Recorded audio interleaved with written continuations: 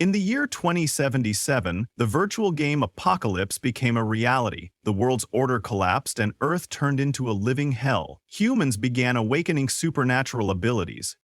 In this chaotic world, Jiang City's richest playboy, Ye Yao, managed to protect Qin Yanran at all costs. He spent a fortune hiring 10 experts to help her level up, ensuring she had access to the best resources. He spared no expense, even depleting his entire fortune to buy a divine artifact for Qin Yanran.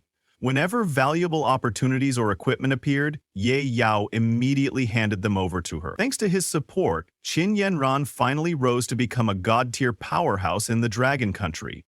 Today was supposed to be their wedding day. Everyone was overjoyed to see what they believed was a match made in heaven. Many even envied Qin Yanran, dreaming of having such a wealthy, devoted man propose to them. However, at the wedding ceremony, Qin Yanran smiled and hugged Ye Zhao, only to suddenly declare that she would never marry him. Right before his eyes, she tore out his heart. Shocked and in agony, Ye Zhao asked why she would do this. Lying on the ground at death's door, he couldn't fathom why the woman he loved with all his heart would betray him so cruelly. Qin Yanran replied that money couldn't buy her true feelings. She accused Ye Xiao of trying to use lavish gifts to coerce her affection. She accepted his gifts, but that didn't mean she shared his love. Everything she had achieved was due to her own hard work. The only person who truly understood her struggles was Ye Xiao's heart to Ye Xiao's heart so she could hear its heartbeat every day. To her, that was the ultimate romantic gesture.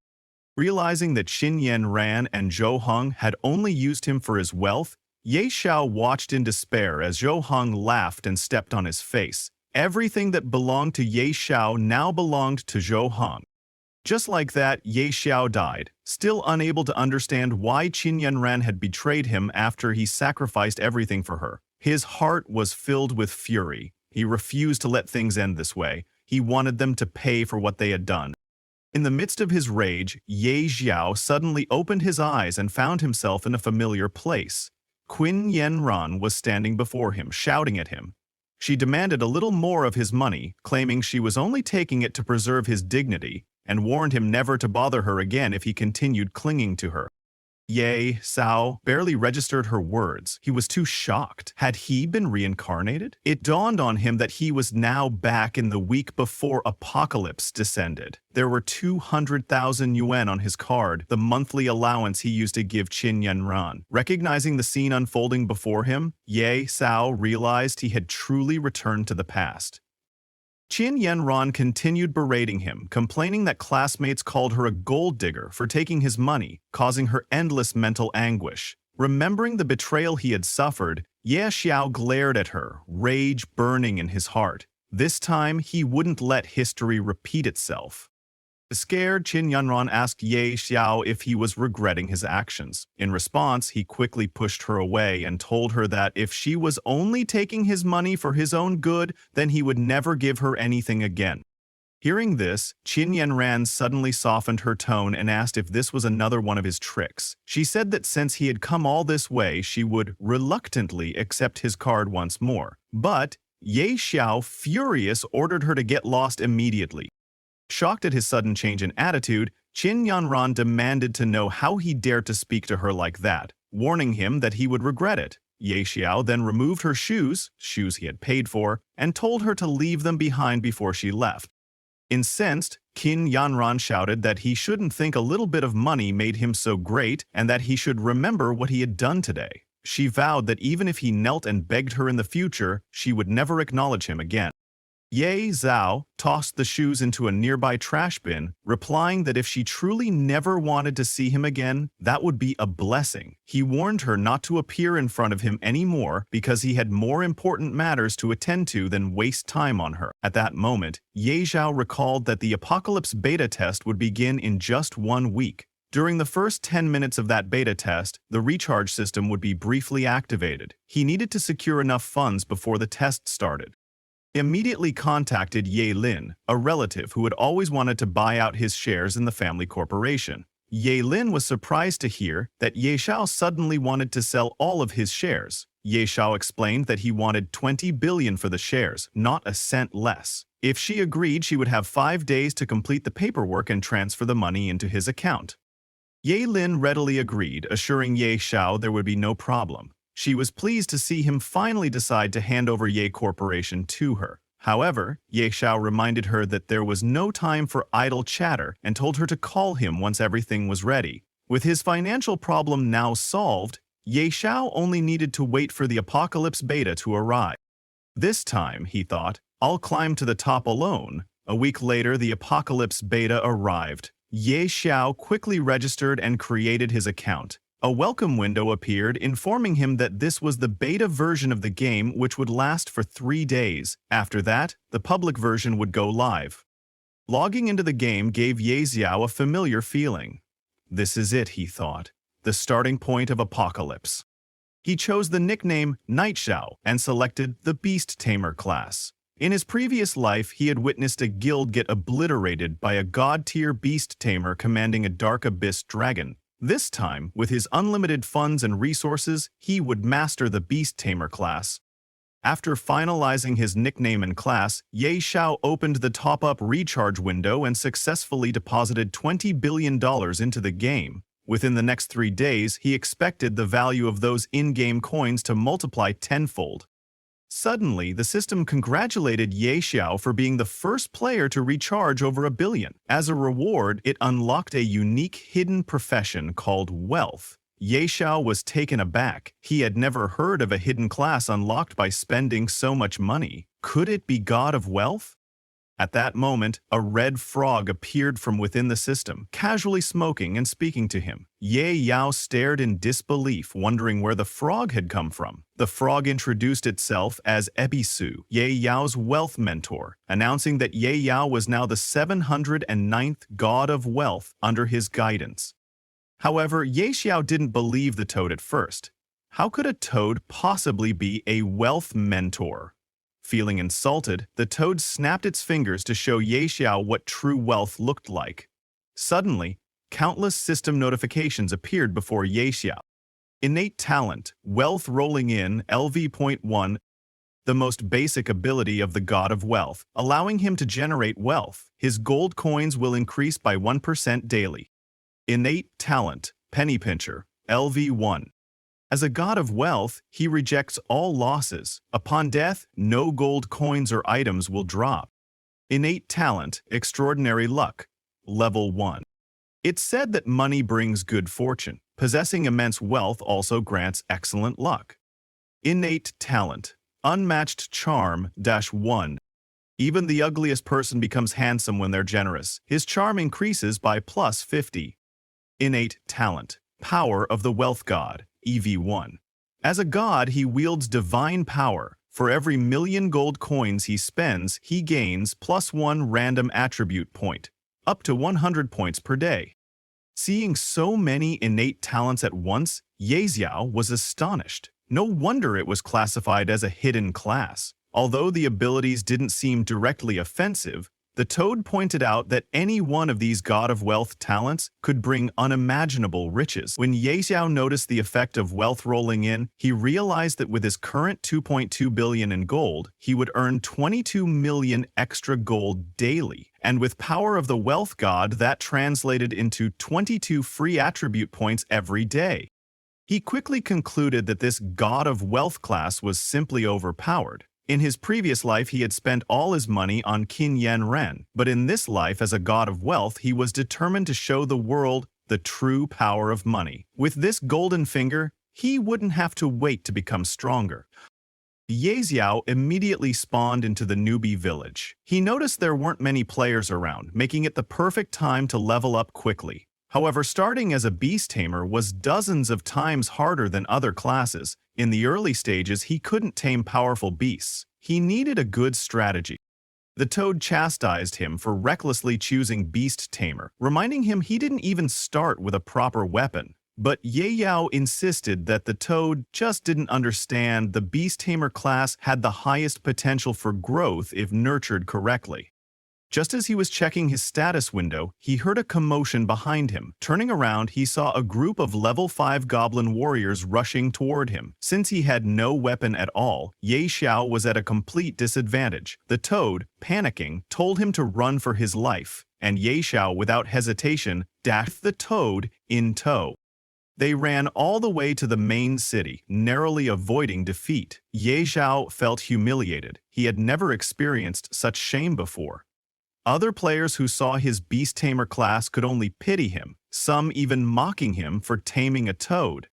Enraged, the toad urged Ye Xiao to buy a beast egg in the city and tame a better creature. Ye Xiao, however, refused to settle for an ordinary beast. Confused, the toad asked what kind of beast he wanted instead. Ye Xiao revealed he knew of a hidden dungeon containing a god-level beast egg in a dragon's lair. With that, Ye Xiao headed to the Supreme Hall to hire mercenaries who could help him venture into the dungeon and claim his future legendary companion. However, the toad was shocked to see Ye Xiao heading into the Supreme Hall at level 1. Typically, only players above level 100 could hire guards in such a prestigious place. Ignoring the toad's warnings, Ye Xiao entered anyway, only to be stopped by a level 80 Grand Archmage. The Archmage insisted that this was no place for a low-level player, and politely suggested Ye Xiao return once he was stronger and had a recommendation letter from the City Lord. Ye Xiao admitted he didn't have the letter, so the Archmage ordered him to leave, claiming the Supreme Hall was the Empire's pride and not meant for someone like him. At that point, Ye Xiao mentioned he had heard the Archmage had recently lost something and that he was here to return it. Suspicious, the Archmage declared he had lost nothing and warned Ye Xiao not to lie. In response, Ye Xiao tossed a handful of gold coins onto the ground and told the Archmage to look carefully. Those were the lost coins. A sudden glint appeared in the Archmage's eyes. He quickly collected the gold coins, and his attitude toward Ye Xiao changed dramatically. Showing new respect, he guided Ye Xiao to a VIP room in the War God Pavilion on the upper floors of the Supreme Hall. Ye Xiao couldn't help but smile at how quickly the Archmage's demeanor had shifted. He even teased the Archmage, saying he liked his earlier fierceness. In return, the Archmage assured Ye Xiao that he was now free to enter. The toad was amazed at how well money could open doors. Once inside, Ye Xiao observed rows of powerful Supreme Hall Honor Knight golems, some at level 80 and others at level 100.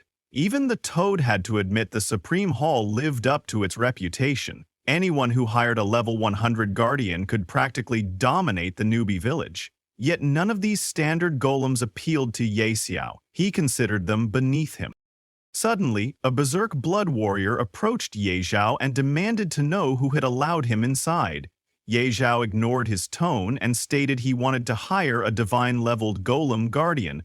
The berserk blood warrior scoffed, explaining that divine-leveled golems were exceedingly rare and generally weren't available for hire. Besides, judging by Ye Xiao's current stats, even an 80-level guardian was already more than enough. He doubted Ye Xiao could afford a divine-level contract. Yaozi then declared he was willing to pay 1 billion gold per day, causing the berserk blood warrior to fall silent. His demeanor softened immediately. In a quieter voice, he admitted it wasn't strictly impossible. Rules were ultimately made by people. By coincidence, he happened to know a divine-level spellcaster who might be willing to help. Recalling that divine-leveled spellcasters were incredibly versatile, capable of protection, defense, and offense all at once, Yao Xiao recognized that hiring such a powerful ally from the start would be an enormous advantage. He accepted the Berserk Blood Warrior's offer without hesitation. The Berserk Blood Warrior reminded Ye Yao that although he could summon the divine-level spellcaster any time, they first had to settle the payment details for the 1 billion gold per day rate. Ye Yao proposed signing a contract immediately, agreeing to pay whenever it was required. The Berserk Blood Warrior accepted and said that once the contract was finalized, the spellcaster would be summoned right away. Ye Yao was eager to proceed. He had much to accomplish and wanted to start as soon as possible. As the contract stabilized, a beautiful female mage suddenly teleported behind Ye Xiao. Her name was Dolores, a divine-leveled spellcaster. According to the contract, she would follow Ye Xiao's orders for the next 24 hours. Curious, Dolores asked what difficult task he needed her for. Feeling a bit awkward, Ye Xiao admitted he had hired her for a very challenging mission. Dolores, however, seemed unimpressed. She assumed there were no truly tough dungeons in the newbie village, mentioning that foes like the Goblin King and even his entire family could be wiped out with a simple wave of her hand. Ye Yao decided to skip any further explanations and asked her to follow him immediately. Together they headed to a monster hunting area. Upon arriving, Dolores summoned a massive firewall spell that instantly obliterated the Goblin Elite warriors in mere seconds. Ye Xiao was stunned by her damage output. It was as if she was knocking the numbers so high they might as well be phone numbers. The other players nearby were just as speechless. They saw Ye Xiao teamed with a spellcaster unleashing insane damage values. Some wondered if he was hacking, but quickly dismissed it. No known cheats existed for the game yet. The only logical explanation was that he had hired an extremely high-level NPC spellcaster. Thanks to Dolores' overwhelming firepower, Ye Xiao's levels skyrocketed. He soon reached level 10, gaining 10 attribute points to allocate freely. He also became the first player in Novice Village 9527 to reach level 10, earning another 10 bonus attribute points. Even more impressively, he was the first player worldwide to hit level 10, which granted him 50 additional attribute points and the special title Speed Ascender. The Toad was amazed at Ye Xiao's rapid progression. Most players were still below level 5, yet Ye Xiao had surged to level 10 in just half a day. In response, the system broadcasted a worldwide announcement. Player Night Sorrow has reached level 10, unlocking the level leaderboard. Other players were shocked, wondering how someone had managed to level up so quickly. Some guessed he might be a game master testing the system, but Ye Xiao didn't care about their speculation. Soon enough, when Apocalypse merged with reality, everyone would discover he was the true god among them. With his new level, bonus attribute points, and the 100 points gained from spending 1 billion gold through his God of Wealth power, Ye Xiao decided it was time to head for his true destination. After a long trek, the Toad finally asked how much farther they had to go to reach the hidden dungeon. Ye Xiao reassured him they had already arrived. Pointing ahead, he announced with a smile, "Welcome to the Dragon's Lair." Meanwhile, in another part of the game, a player, currently only level 3, had been relentlessly hunting elite monsters from the moment he logged in. Despite all his effort, he'd barely reached level 3, yet someone else had already hit level 10. Is there some exploit in the game, he wondered? He'd never heard of Night Sorrow before, but the news both intrigued and excited him. This could mean there was a powerful rival worth competing against. Back to Ye Xiao.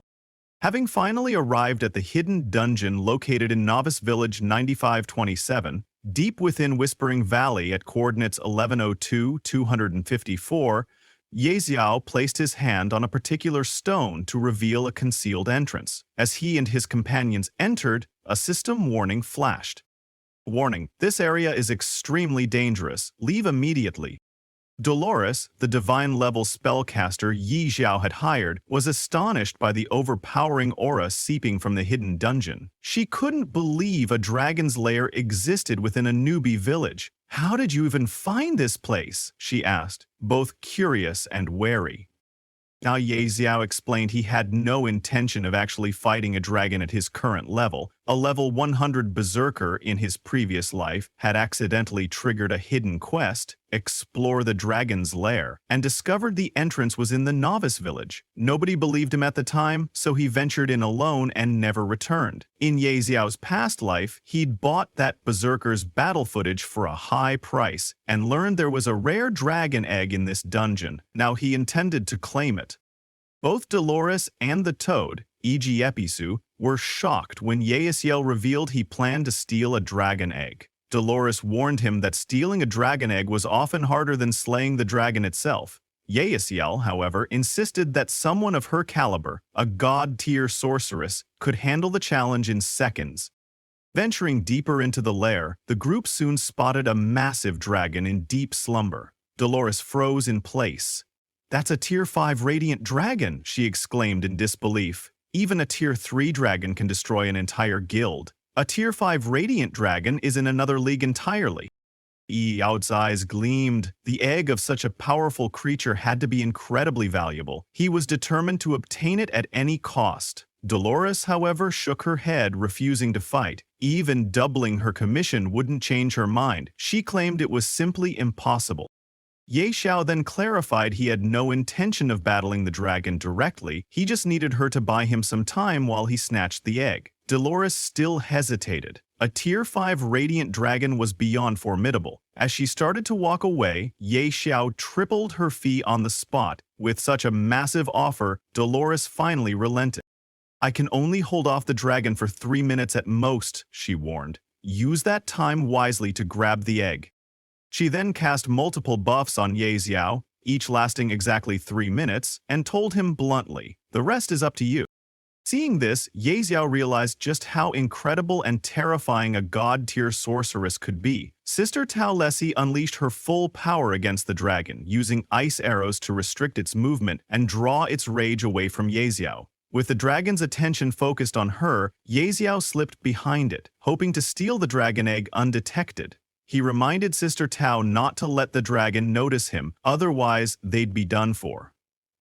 But Sister Tao was quickly running out of steam. She called out to Ye Xiao that she could only distract the dragon for another minute and a half, so he needed to hurry. When Ye Xiao tried to lift the dragon egg, he realized it was far heavier than he'd expected. He asked the toad, Ebisu, to help, but the toad clumsily knocked over some armor lying nearby, causing a loud crash that caught the dragon's attention. Enraged, the dragon turned toward them. Ye Xiao grabbed the egg in a panic and yelled for Sister Tao to do something. Mustering her remaining mana, Sister Tao erected an ice wall to slow the dragon's advance, but it was nowhere near enough. The dragon roared and unleashed a Dragon King's breath, forcing Sister Tao to warn Ye Xiao to run for his life. She herself fled as well. Seeing her also running away, Ye Xiao shouted after her in confusion, but she reminded him their 3-minute deal was over. She wasn't some invincible being who could take on a Tier 5 dragon indefinitely. Together, they barely escaped the dungeon before they were incinerated by the dragon's breath. Though it was a close call, Ye Xiao successfully managed to snatch the dragon egg. Outside, Sister Tao admitted that if this egg truly belonged to a Tier 5 dragon, then the risk they'd taken would be worth it. She also reminded Ye Xiao not to forget her commission. Because of this mission, Tao Lessie's favorability toward Ye Xiao increased, now sitting at 60. Ye Xiao assured her she'd be paid promptly. He then turned his attention to contracting the beast.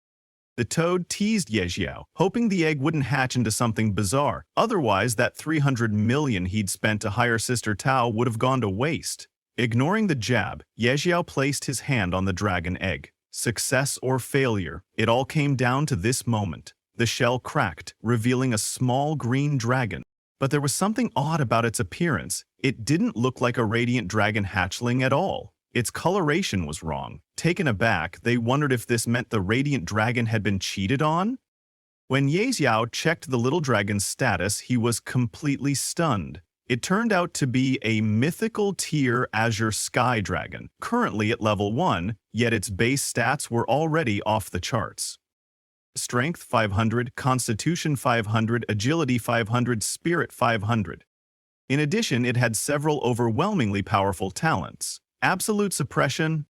As a mythical tier beast, the Azure Sky Dragon naturally suppresses lower tier creatures, deals plus 30% damage to creatures below mythical tier, receives 30% damage from creatures below mythical tier. 2. Dragon King.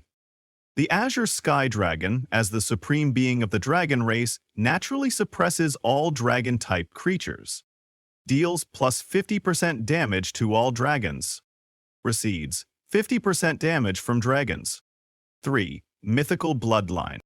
As a mythical tier beast, the Azure Sky Dragon has an incredibly resilient body. Gains increased stats upon leveling.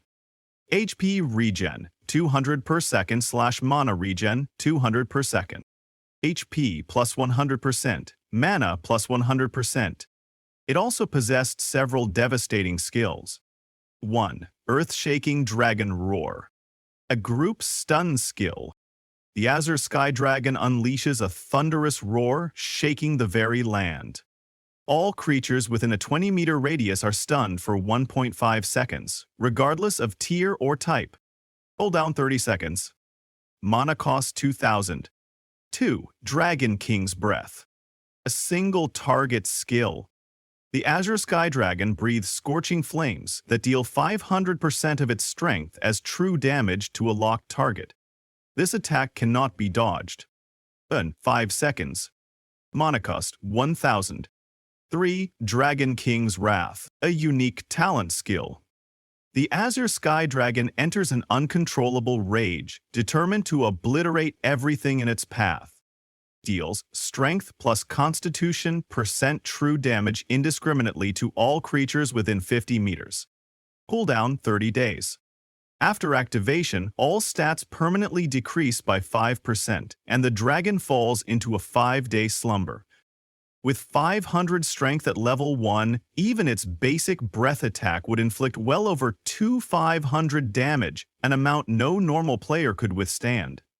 Sister Tao congratulated Ye Xiao on his extraordinary luck, pointing out the hatchling's absurd stats and immeasurable growth potential.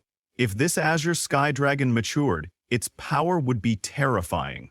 Overjoyed, Ye Xiao decided to name the hatchling Little Gray. The toy was equally delighted that this formidable beast was now unmistakably Ye Xiao's companion rather than his own. But suddenly, Ye Xiao noticed the toad holding something strange, a badge. Curious, Ye Xiao asked him where it came from. The toad explained he'd picked it up from the dragon's nest. Sister Tao recognized it and wondered if it might be the Calamity tier Mark of Ferocity, but upon checking, Ye Xiao discovered it wasn't a true Calamity tier item. Instead, it was simply called Mark of Ferocity, offering +10 to all stats. Unique passive Ferocity's Might. The bearer gains unparalleled strength. All skills can trigger critical hits. Base crit rate +20%. Crit damage +100%. It also had an active skill called Ferocious Massacre, which unleashed the mark's power to deal 1000% of the user's spirit as true damage to a target. This attack had double the normal crit chance, and if crit chance exceeded 100%, any overflow converted into additional crit damage. It also had a 5% chance to cause instant death. If the target's HP fell below 20%, the instant death effect was guaranteed. The skill's cooldown was 10 days. Judging by the badge's monstrous stats, Sister Tao told Ye Xiao it was likely a Calamity tier item. The toad, however, insisted Ye Xiao hand it over, complaining that he had risked his life to retrieve it from the dragon's lair. Ye Xiao countered that thanks to the toad's clumsiness, they'd nearly lost their lives, so it was only fair that he keep the badge as compensation. Still unwilling to concede, the toad demanded 10,000 coins per day if Ye Xiao wanted to hold on to the badge. Ye Xiao tried to sweet-talk him, saying they were buddies and money shouldn't matter between them. The toad snapped back that Ye Xiao only acted friendly when he wanted something. Otherwise, he treated the toad as nothing more than a toad. Ye Xiao simply laughed, saying that with this badge, cutting through goblins would be like slicing butter. But the moment he equipped the badge, he triggered a hidden quest. The Forbidden Adjudicator. Though mighty, the King of Ferocity was consumed by the abyss. Bearer of the Mark of Ferocity, seek the truth. Objective: find the Fang of Ferocity. Startled by the sudden hidden quest, Ye Xiao wondered what the Fang of Ferocity was. Sister Tao, who knew of it, explained that it was a god-tier assassin's dagger, forged from the fangs of an abyssal beast. Known for explosive power, the Fang seemed linked to the Mark of Ferocity. However, she warned that reaching the Abyss continent would be a long journey. Before Ye Xiao could ask for more details, his daily gaming time ran out. He would be forcibly logged out in 3 minutes. Sister Tao opened a teleportation portal to return to the Supreme Hall, remarking that she hadn't expected a hidden dungeon in a starter village to take so long. She reminded Ye Xiao that if he ever needed help with another dangerous dungeon, he could hire her anytime. Ye Xiao said his goodbyes and logged out to rest. Since the Doomsday game was still in beta and hadn't fully merged with reality yet, no need to push his body too hard. The next day at Ye Xiao's home, Ye Xiao browsed the internet for news about Doomsday and found countless popular articles discussing the game's dominance in the gaming community. It topped discussion charts and players were complaining about the game's difficulty. Many spent entire days playing but only reached level 2, dying repeatedly and suffering stat resets. Some posts also mentioned Ye Xiao, the mysterious player who'd reached level 10 in just one day, while most couldn't even scrape together enough experience to level once. Many questioned if he was cheating or hacking. There were more serious reports as well. On Doomsday's first day, many players died in-game and experienced severe physical symptoms after logging out, with some even requiring hospitalization. Cases of organ failure among survivors were emerging. In response, several governments had issued warnings against playing the game. Because of so many reported deaths, multiple nations were now banning Doomsday. Seeing this news, Ye Xiao could only laugh. He knew that once the game merged with reality, those countries would regret it and everyone would suffer. While he was enjoying his morning, his phone suddenly rang. It was his girlfriend Qin Yanran calling from Northhua Hospital. She demanded Ye Xiao bring some food for Zhou Hong and pay his medical bills. If he did so, she would act as if nothing had ever happened between them. In response, Ye Xiao ended the call and blocked her number, unwilling to tolerate her demands any longer. Meanwhile, at the hospital, Zhou Hong asked Qin Yanran if she was sure Ye Xiao would come just because she called. Qin Yanran told him not to worry. She believed Ye Xiao loved her so deeply that he would show up the moment she summoned him, like a dog. They seemed pleased with themselves until a doctor appeared, telling them they would have to settle their bill and be discharged early. Qin Yanran questioned why they needed an early discharge. The doctor explained that the hospital was overwhelmed with organ failure patients, people who had been playing Doomsday, and they were running out of beds. Yanran sarcastically asked if they considered poor people's lives worthless, but the doctor insisted they pay their bill and vacate the room by day's end. Zhou Hong stopped Yanran from arguing further. He said that the game clearly wasn't simple and he intended to get discharged so he could keep playing. First, however, he asked Yanran to cover the hospital fees, but she didn't have any money. She had refused Ye Xiao's monthly allowance. Zhou Hong then remembered that Ye Xiao used to give her 200,000 yuan every month for living expenses, but Yanran stated she wouldn't take any of Ye Xiao's filthy money, insisting she was not some object he could buy with lavish gifts. She felt sick just thinking about him. Growing worried, Zhou Hong told Yanran to send Ye Xiao another message asking for money because he planned to start a Doomsday gaming studio. For Ye Xiao, that kind of money was nothing, but for them, it was crucial. Yanran reassured Zhou Hong that once Ye Xiao showed up, she would say a few sweet words and he would obediently hand over the money. Meanwhile, at Ye Xiao's home, he had been sleeping after logging out of the game. When his alarm went off, he woke up, ready to log back into Doomsday. He wanted to continue leveling up before the beta fully merged with reality. Upon logging in, he found himself back in Novice Village. He summoned the toad, Ebisu, and told him they needed to level up quickly and leave the village. However, in a place where most players were still level 1 or 2, Yao Zhao, already level 10, stood out significantly. A crowd began gathering around him, amazed that the top-ranked player on the leaderboard was right there. People were curious, some inviting him to join their teams, even offering cute little girls in their parties as incentives. Despite changing into a masked outfit to hide his face, Ye Xiao couldn't conceal the level floating above his head. To escape the attention, he ran out of the novice village as fast as he could. Unfortunately, other players still chasing him for answers or opportunities followed him outside. Even after leaving the village, they continued pursuing him, determined to catch up to the game's most mysterious powerhouse. To escape the pursuing crowd, Ye Xiao rushed into a level 10 trial zone, a treacherous area with monsters too powerful for the level 2 or 3 newbies who had been chasing him. Just as he'd hoped, they all stopped at the entrance, unwilling to risk their lives. With a sigh of relief, Ye Xiao noted that they weren't stupid. They knew better than to follow him any further. He continued onward until he saw a castle with a guard standing at the entrance. The guard told Ye Yao that this wasn't a place for someone of his level, but Ye Yao replied that he was there to begin his advancement trial. Surprised by Ye Yao's level 10 status, the guard asked if he had a team. Ye Yao declared that he was going in solo, causing the guard to scoff at his arrogance. Even on normal difficulty, attempting this trial alone was nearly suicide. Ye Xiao dismissed the guard's concern, boasting that he wouldn't die so easily. Shaking his head, the guard decided Ye Xiao was just another reckless kid.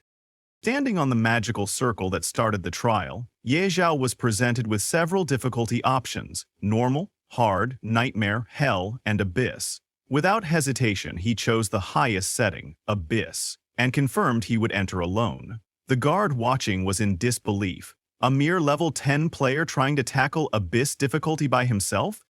Ye Xiao recalled that in his previous life he had tried this trial with full bronze gear and an elite team, yet they'd nearly been wiped out because he'd had to babysit Qin Yunran. This time, he was determined to get revenge and erase the shame of his past. Summoning Little Gray, his mythical grade Azure Sky Dragon, he felt confident he had nothing to fear.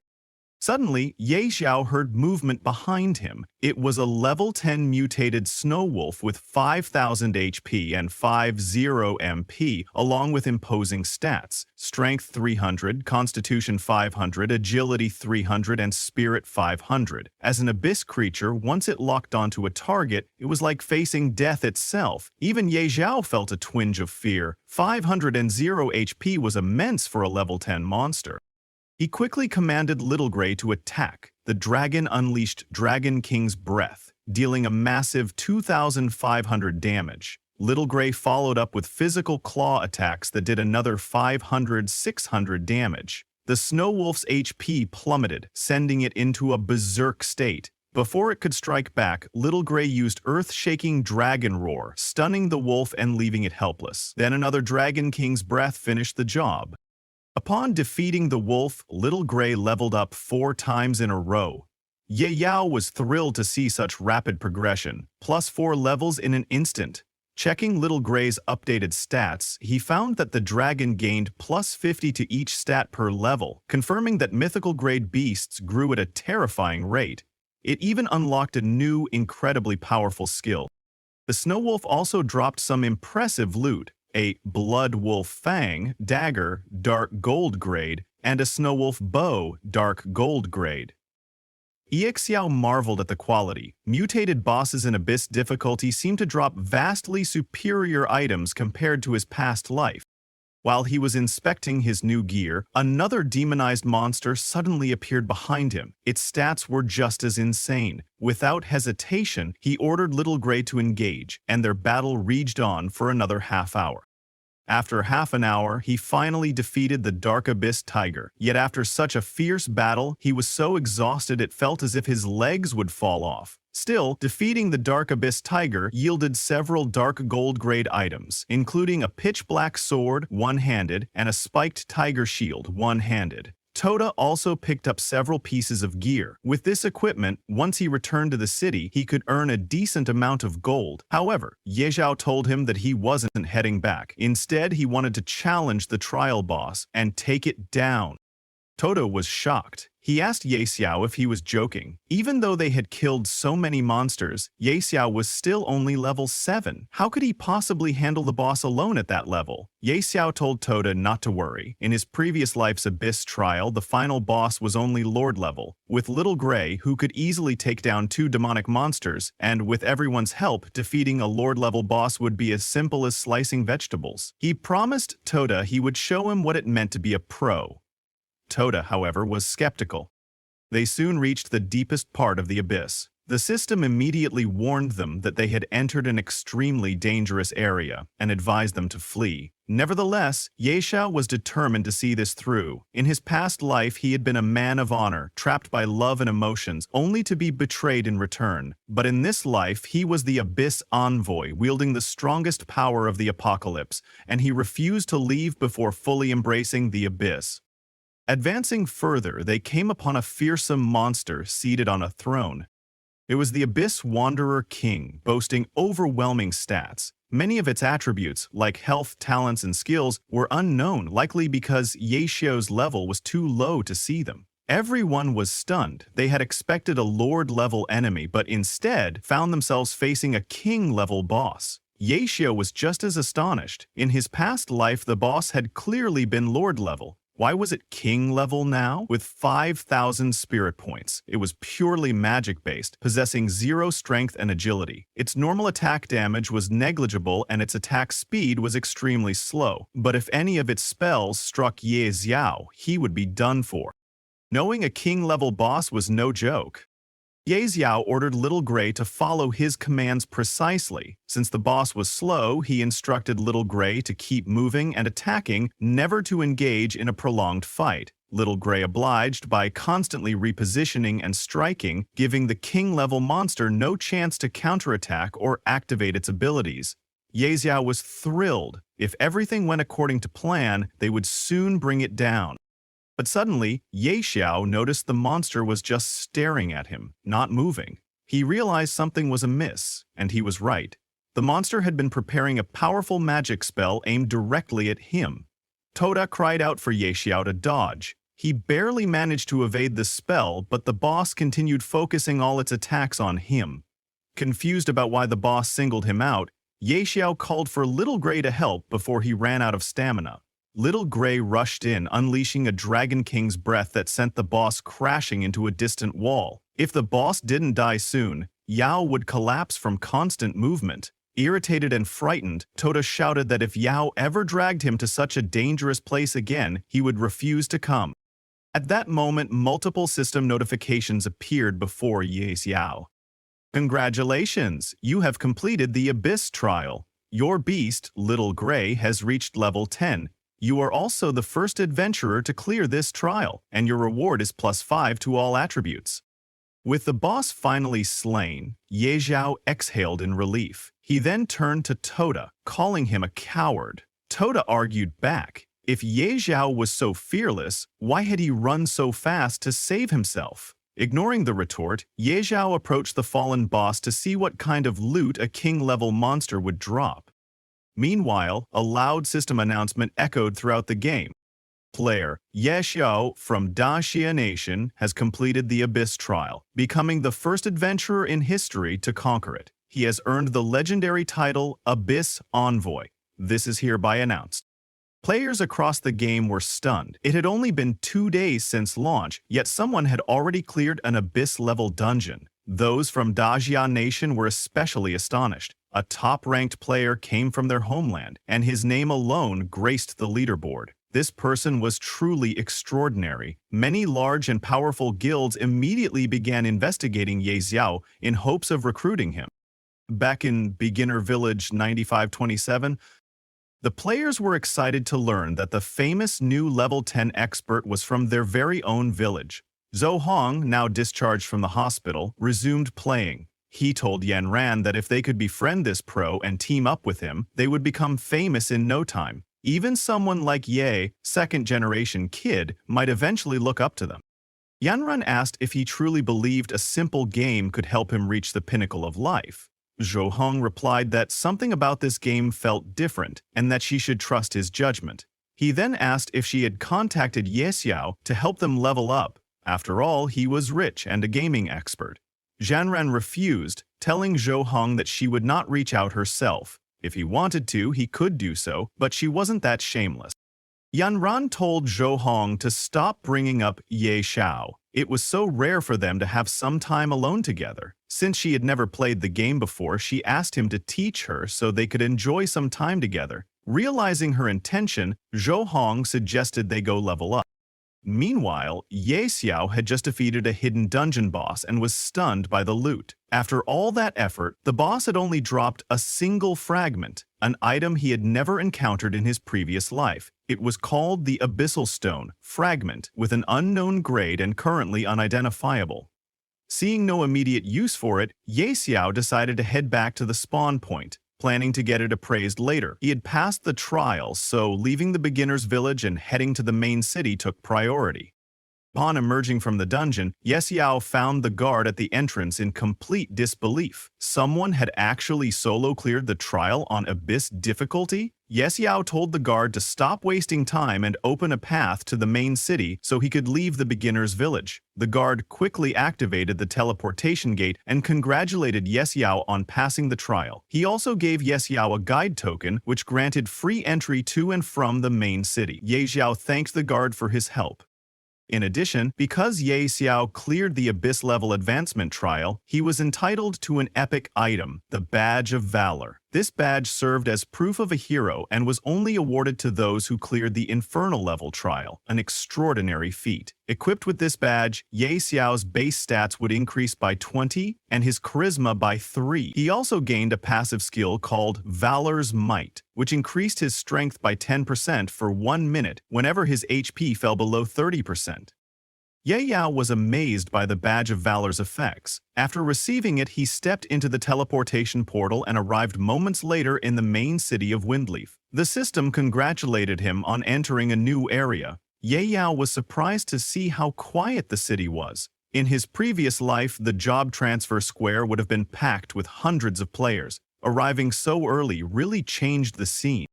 Without delay, Ye Xiao set out to find Beastmaster Gutal. A companion named Toda was puzzled and asked why Ye Xiao was looking for a Beastmaster when he was already a beast tamer. Ye Xiao just smiled and said Toda would see soon enough. Before long, Ye Xiao reached Beastmaster Gutal, finding an older man sitting by the entrance. Ye Xiao approached and said he wanted a job transfer. However, the old man dismissed him outright, telling him to bother someone else. Ye Xiao insisted that he wanted to transfer to the hidden class Beast Whisperer, and that only Gutal could grant it. At this, the old man glared and said that becoming a Beast Whisperer wasn't for just anyone. If Ye Xiao wanted to join this class, he would have to prove his strength first. Gutal ordered him to head to the outskirts and bring back 100 demon wolf cub eyes. Toda was shocked and asked how Ye Xiao even knew about this hidden class quest. Ye Xiao, however, had no intention of spending time hunting 100 elite monsters. Hearing this, the old man scoffed and called Ye Xiao a useless fool, saying that if he couldn't even handle that, he had no chance of becoming a beast whisperer. In a huff, Gutal told Ye Xiao to get lost and stop wasting his time.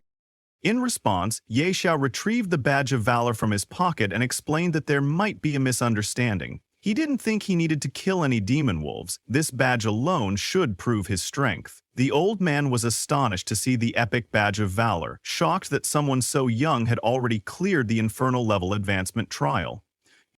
The old man grew even more surprised and asked Ye Xiao if he truly cleared an Abyss level trial. He also wondered how many people had been on Ye Xiao's team. Confidently, Ye Xiao revealed that he had gone in alone and defeated the Abyss level challenge by himself. Awkwardly laughing, the old man declared that he had known Ye Xiao was extraordinary from the very start, a true dragon among men. Ye Xiao couldn't help but be taken aback at how fast this man's attitude had changed. Not long ago, the old man had called him a useless fool, and now he was showering him with praise. Without wasting any time, Ye Xiao asked if he could finally transfer to the Beast Whisperer class. The old man nodded but admitted he first wanted to see what kind of beast could survive an Abyss-level trial. Ye Xiao then showed him his little dragon hatchling. Taken aback, the old man broke into a cold sweat. He could hardly believe he was looking at a god-tier dragon hatchling. He never expected to witness such a creature in his lifetime.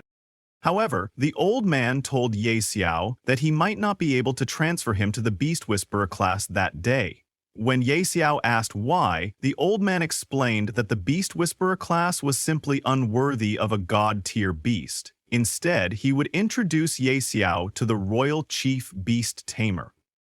He handed Ye Xiao a referral letter and gave him directions, insisting that only the Royal Chief Beast Tamer could properly guide him. Upon receiving the letter, Ye Xiao triggered a new hidden class quest, Dragon's Whisper.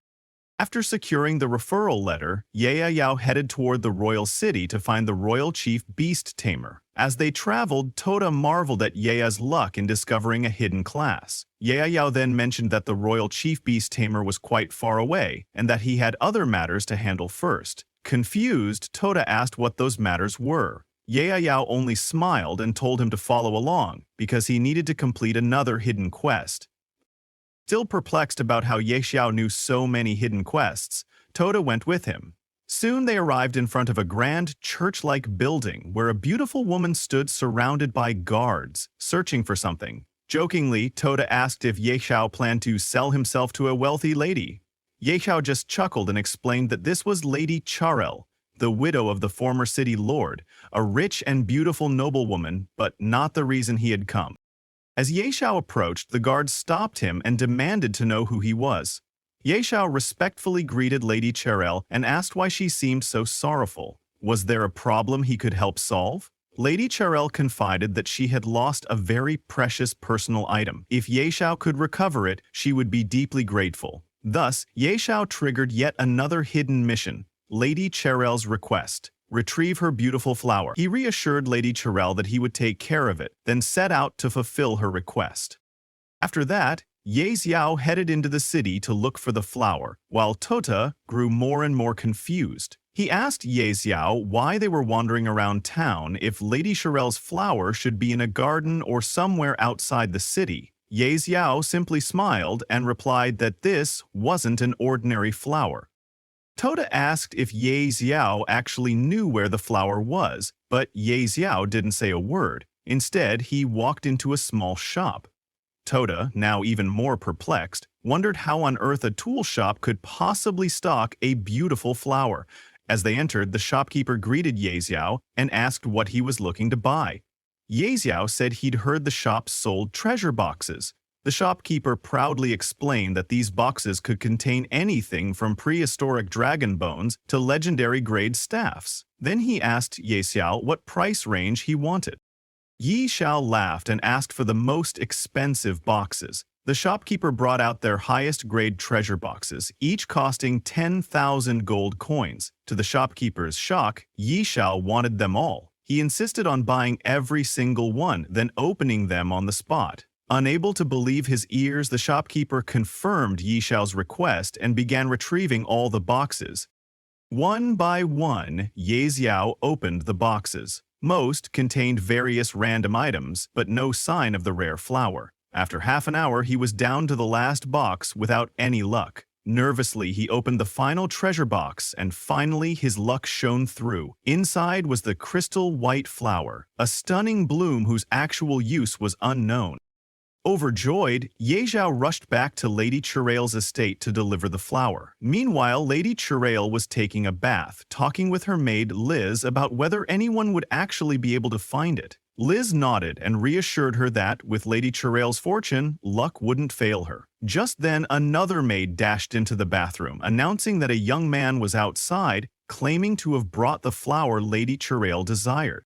Shocked, Lady Charel stood up, momentarily forgetting she wasn't wearing anything, unable to believe someone had truly found it so quickly. After hastily dressing, she came out to greet Ye Xiao. A guard gestured toward him, explaining that he was the one who had come with the flower. Ye Xiao presented the box to Lady Charel and invited her to inspect its contents. Overjoyed to see the very flower she had been searching for, Lady Charel thanked him profusely. Turning to Ye Yao, she asked what reward he wanted, money or perhaps a rare artifact. She was more than ready to repay him for his trouble. Ye Xiao told Lady Charel that he wasn't interested in money or artifacts. Hearing this, Lady Charel smiled and teased that if wealth and treasures didn't appeal to him, the only thing left for her to offer was herself. Blushing in embarrassment, Ye Xiao was shocked by her bold suggestion. He quickly composed himself and nervously clarified that she had misunderstood. He only needed her help to obtain official citizenship status. Lady Cherry laughed, amused by Ye Xiao's noble demeanor and charm, and her favorability toward him increased. "You little rascal," she teased. "So all you wanted was citizenship? That's easy." She called for one of her maids, Eliza, to prepare the necessary papers and her official seal. However, Ye Xiao had another request. He wanted to purchase property in Windleaf City and settle down. He showed Lady Charella a map and pointed to the location he had in mind. Glancing at the map, she noted that while she understood his desire to acquire real estate, the West District he was eyeing wasn't exactly a bustling area. She asked if he was certain about his choice. Ye Xiao nodded, assuring her it was exactly what he wanted, and politely asked for her help in making the right connections. Lady Chare agreed and told him she would arrange for someone to contact the real estate agents in the West District. Ye Xiao thanked her for everything.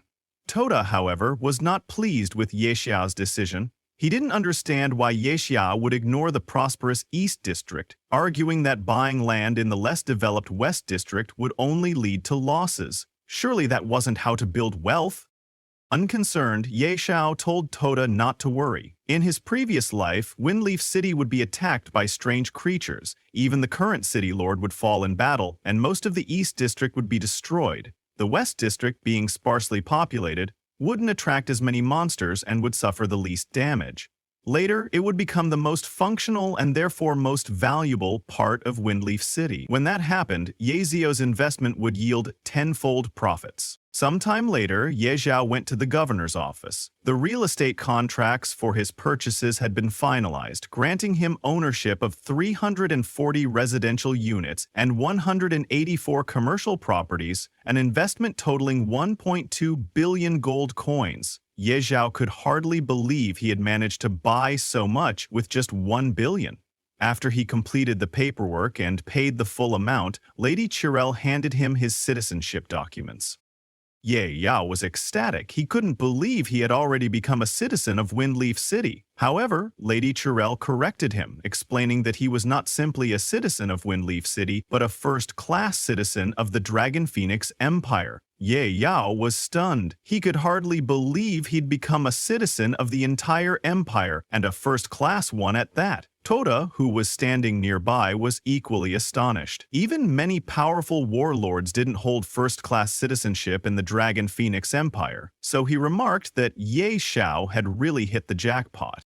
Looking at Lady Chirel, Ye Xiao asked if she was of royal descent. She smiled and teased him, saying, "What? I can't be royalty?" From Ye Xiao's perspective, her noble and regal bearing now made perfect sense. Curious, he inquired whether she knew the royal beast tamer. To his surprise, Lady Chirel revealed that the royal beast tamer was actually her uncle. When she asked why Ye Zhao was looking for him, Ye Zhao softly admitted he wanted to learn more about the beast tamer profession and related missions. Lady Chirel blushed at his earnestness and explained that her uncle, Stir, was in the imperial capital, though he was eccentric and unpredictable. She promised to try contacting him on Ye Zhao's behalf. Ye Zhao thanked Lady Chirel and gallantly kissed her hand, causing her to blush in embarrassment. She told him not to call her madam anymore. Sophia would suffice. Because of this, Lady Sophia's favorability increased by +20. The system also congratulated Ye Zhao for obtaining first-class citizenship in the Dragon Phoenix Empire. It announced that his prestige ranking had been unlocked, and that players from Great Xia could now check the leaderboard. Additionally, Night Xiao had successfully acquired real estate, unlocking the regional housing system. As a result, all Great Xia players had their daily game time limit increased by 1 hour. Observing this, Toda was amazed, teasing Yaziel by asking if he had sold his looks to charm Lady Sophia. Yaziel only smiled in response. Meanwhile, after the system broadcast Yaziel's achievements, many other players were astonished, wondering what first-class citizenship meant. A housing system? An extra hour of playtime for everyone? Many found it unbelievable, while some grew annoyed that they might be considered lower-class citizens. Being a nobody in real life was bad enough. Did they have to be nobodies in the game, too?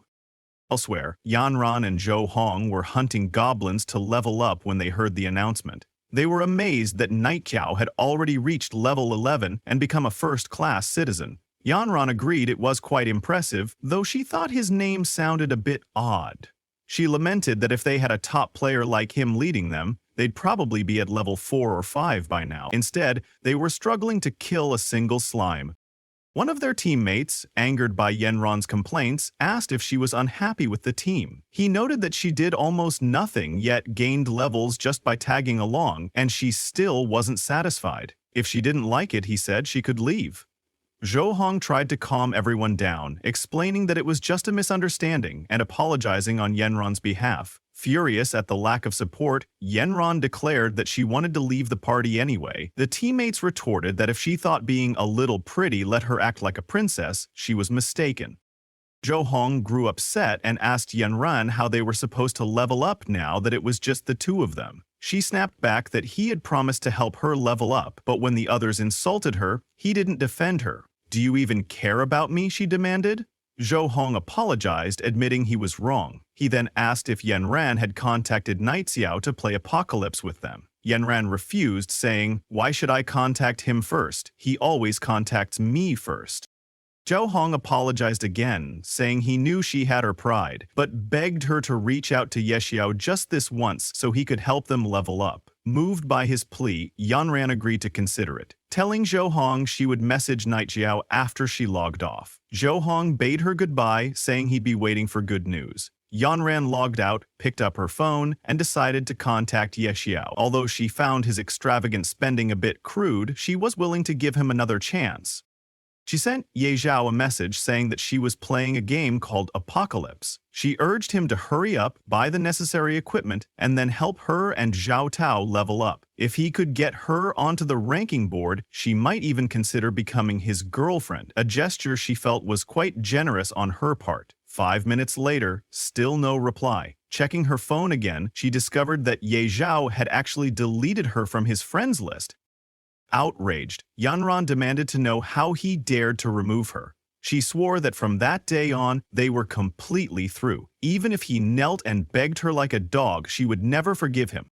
Meanwhile, inside the game at Windleaf City's Eastern District, Ye Xiao remarked to Toda that the Western District would soon flourish just as this one had. He had come to identify some of his newly acquired items, so he headed to an appraisal shop. However, the shopkeeper informed him that they only appraised silver-grade equipment and above. If he had bronze-grade equipment, he would have to visit another shop outside the city.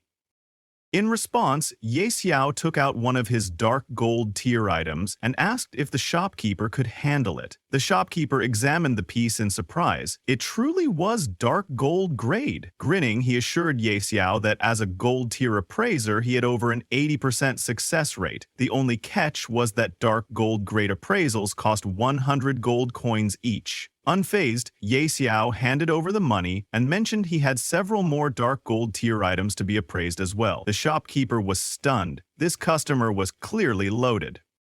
Ye Xiao urged him to hurry, as he was in a rush. The first item appraised was a blue crystal necklace called the Night Pendant, level 10, dark gold grade. It granted plus 40 spirit, plus 40 strength, and 20% dark attribute damage taken. The shopkeeper was astonished by its impressive stats. Ye Xiao was equally pleased.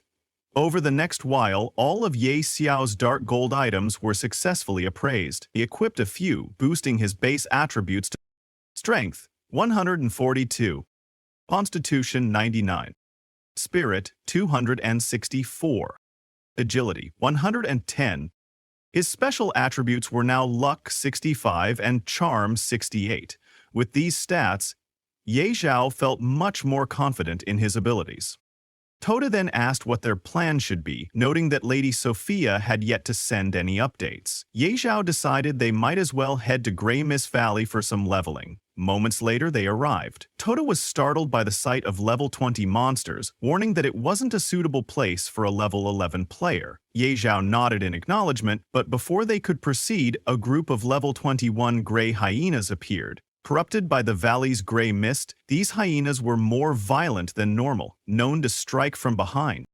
Ye Xiao quickly summoned Little Gray to fight them. The little dragon unleashed a dragon breath attack, instantly defeating the gray hyenas. Meanwhile, Ye Xiao calmly sipped tea, noting that although the monsters here were high level, they approached on their own and Little Gray could handle them. For 2 hours, Little Gray fended off every monster that wandered too close. By the end, Ye Xiao had easily reached level 12, and Little Gray had also hit level 12. Ye Yao was amazed at how straightforward leveling had become. At this rate, he might reach level 20 in just a few days.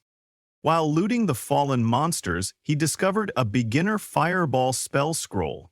Toda joked that a beast tamer using fireball might look odd, but Ye Xiao merely smiled, insisting that more skills were always better. He successfully learned Fireball, which dealt 150% of his spirit as magic damage, had a 1-second cast time, cost 50 MP, and had a 5-second cooldown.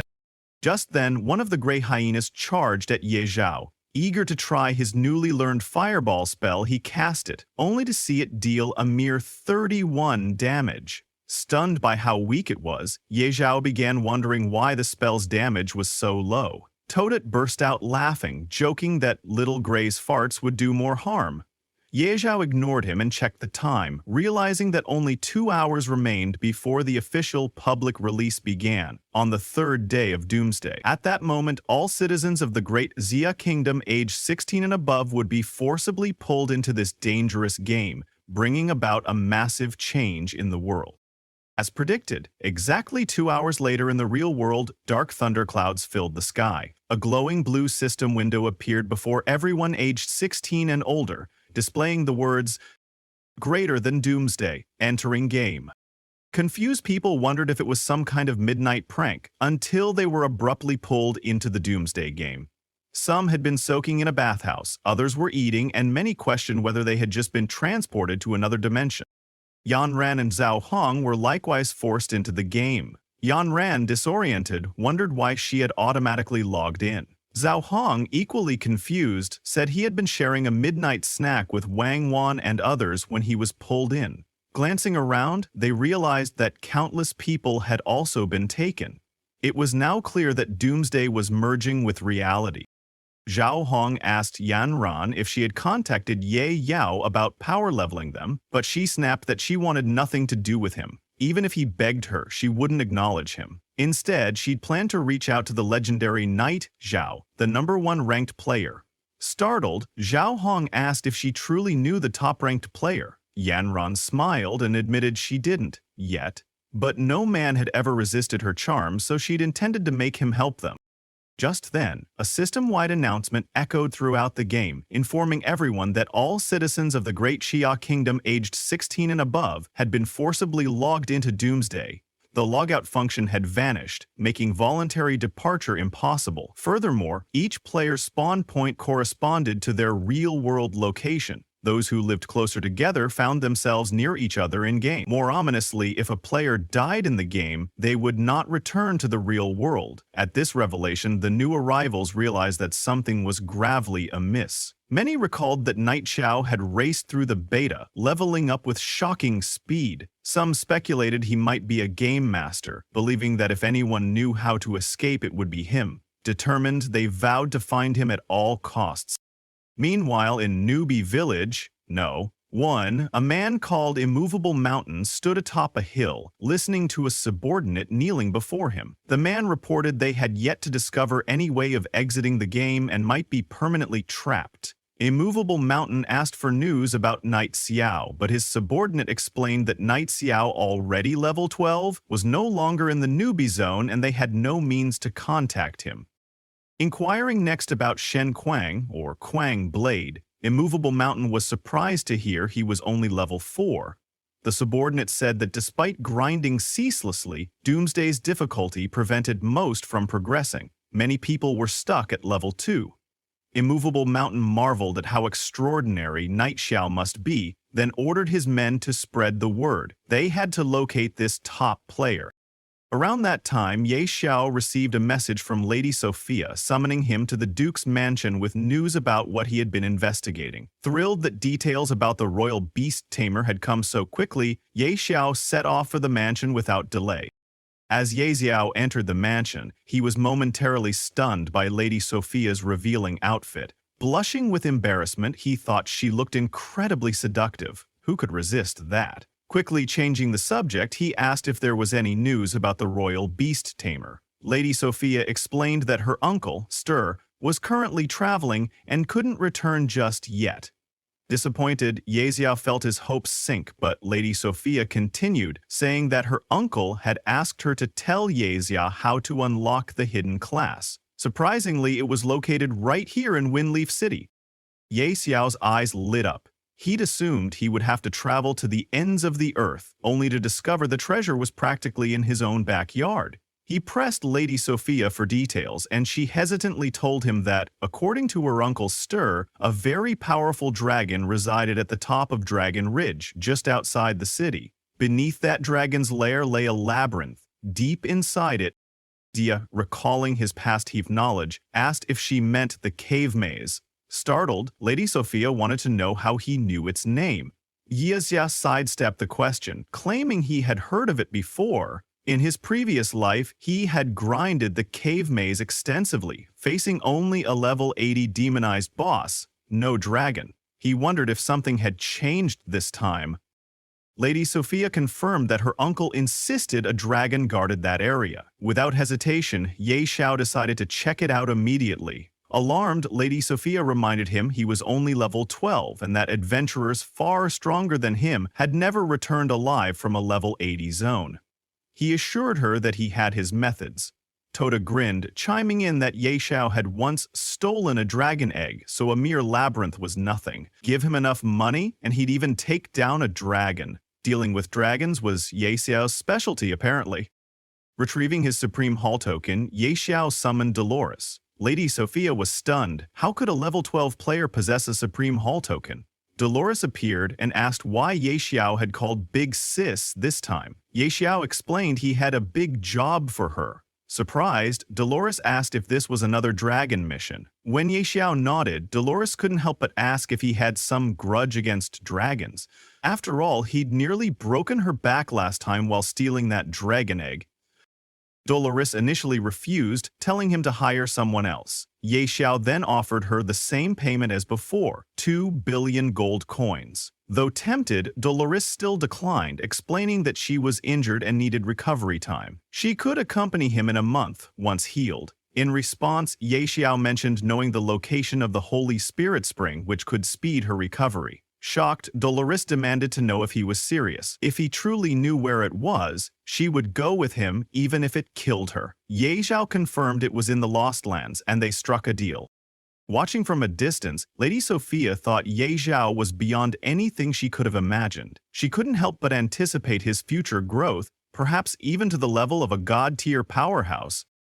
Meanwhile, outside the beginner village, many players gathered around a man named Wang Qiong, who had just been slashed twice by a goblin. After respawning, his organs began failing. Panic spread as people realized the game could truly kill them. Everyone wanted to go home, but nobody knew how to log out. Suddenly, someone mentioned hearing about a player who had already reached level 12. Maybe they should find him and ask for help. On the other side of the world, Ye Xiao and his group reached Dragon Ridge, where the Holy Spirit Spring was rumored to be. Tota, admiring the area's beauty, remarked that it hardly seemed like a dragon's hiding place. Dolores cautioned him that the more peaceful a place looked, the deadlier the danger lurking there. Ye Xiao agreed, pointing out that the monsters here were level 80. Without Dolores' level suppression buff, they would already be surrounded. Since they were heading for the labyrinth, it was best to avoid unnecessary battles. Suddenly, they noticed a huge dragon city perched atop the mountain. Dolores nervously asked if Ye Xiao really knew where the labyrinth entrance was, noting that the dragon above was tier 5. She did not want to be spotted. Ye Xiao told her to relax, insisting that the dragon wouldn't see them. He led them to a steep slope on the mountainside, where a massive stone gate stood adorned with a mysterious magic pattern.